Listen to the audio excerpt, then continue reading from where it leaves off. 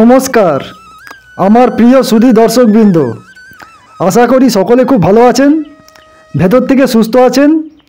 আমি Ranjan physical metaphysical Voyager চ্যানেলের পক্ষ থেকে আপনাদের সকলকে জানাই আমার আন্তরিক ভালোবাসা ও শুভকামনা।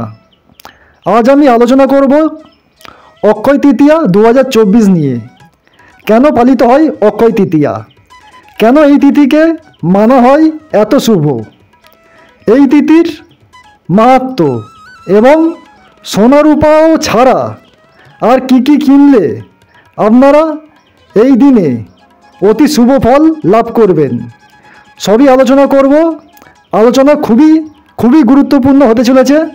তার আগে বলে রাখি, আমার চ্যানেলে যারা নতুন ভিজিট করছেন, চ্যানেলটিকে অতি অবশ্যই সাবস্ক্রাইব করে পাশে থাকবেন, কেননা আমি আধ্যাত্মিক ও পার্থিব সকল ধরনের ভিডিও নিত্য নতুন আপলোড এবং আলোচনা করে থাকি।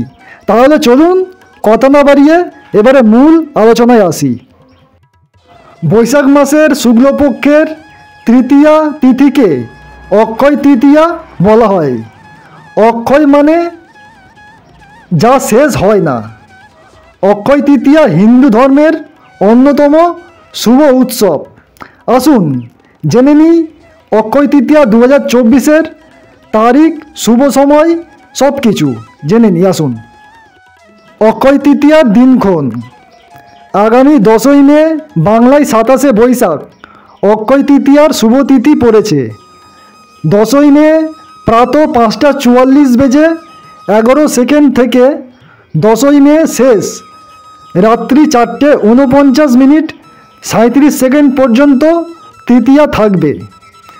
10ই মে ভোর 4:17 থেকে 11ই মে মধ্যরাত 2:50 পর্যন্ত থাকবে সোনা কেনার শুভ সময়।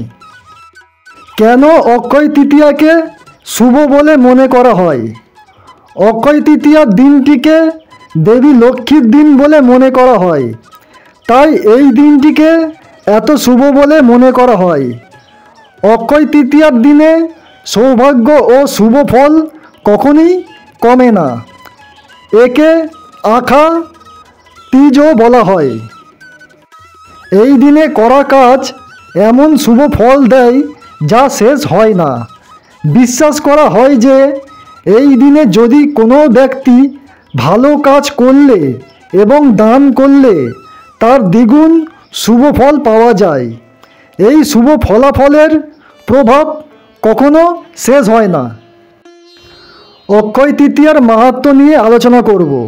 দর্শক বন্ধু, আপনারা ধৈর্য সহকারে মনোযোগ দিয়ে পুরো মাহাত্ম্যটা শুনুন, খুবই ভালো লাগবে এবং অনেক কিছুই বুঝতে পারবেন। তাহলে চলুন আলোচনা করছি। অক্ষয় তৃতীয়ার মাহাত্ম্য। একটি চলতি পৌরাণিক কথা অনুসারে বিষ্ণুর নবম অবতার কৃষ্ণ দ্বাপর যুগে জন্মগ্রহণ করেন মর্তে। তার সুদামা নামে এক দরিদ্র ব্রাহ্মণ বন্ধু ছিলেন। সুদামা একদিন ভুলবশত কৃষ্ণের সব খাবার খেয়ে ফেলেছিলেন। এরপর তিনি শ্রীকৃষ্ণকে খাবার দিতে এক মুঠো চাল নিয়ে তার ঘরে আসেন। তাকে খাওয়ানোর জন্য বন্ধু সুদামার এই আচরণ মুগ্ধ করেছিল শ্রীকৃষ্ণকে। এরপর শ্রীকৃষ্ণের আশীর্বাদে সুদামার সমস্ত দারিদ্র্য ঘুচে যায়। মনে করা হয় যে যেদিন এই ঘটনা ঘটেছিল সেদিন ছিল বৈশাখ মাসের শুক্লপক্ষের তৃতীয়ার তিথি, তাই দিনটি বিশেষ শুভ। আবার এই পুজোর সঙ্গে জড়িয়ে আছে কয়েকটি পুরাণের কথা।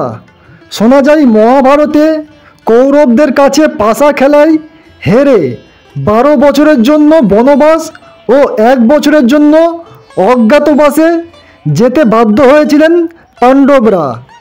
তাদের বনবাসে থাকার সময়ে ফের কৌরবদের চক্রান্তে মুনি দুর্বাসা তার শিষ্যদের নিয়ে এক রাতে পাণ্ডবদের আশ্রয় গ্রহণ করতে যান। কিন্তু সেই সময় তাদের ঘরে কোনো অন্ন ছিল না।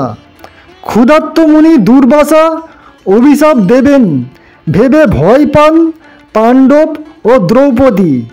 ঠিক সেই সময়ে শ্রীকৃষ্ণ এসে হাঁড়ির তলায় লেগে থাকা একটিমাত্র চালের দানা খেয়ে নেন। আর অবাক করা বিষয়, তাতেই পেট ভরে যায় দুর্বাসা ও তার শিষ্যদের। দুর্বাসার অভিশাপ থেকে এই অক্ষয় তৃতীয়ার দিনেই পাণ্ডবদের রক্ষা করেছিলেন শ্রীকৃষ্ণ।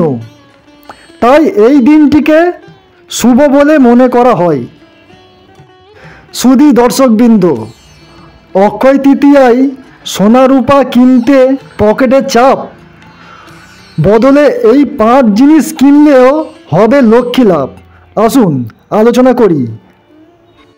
অক্ষয় তৃতীয়ায় ধনতেরাসের মতোই সোনা রূপো কেনার চল আছে। এই দিনে সোনা রূপো কিনলে মা লক্ষ্মী প্রসন্ন হন।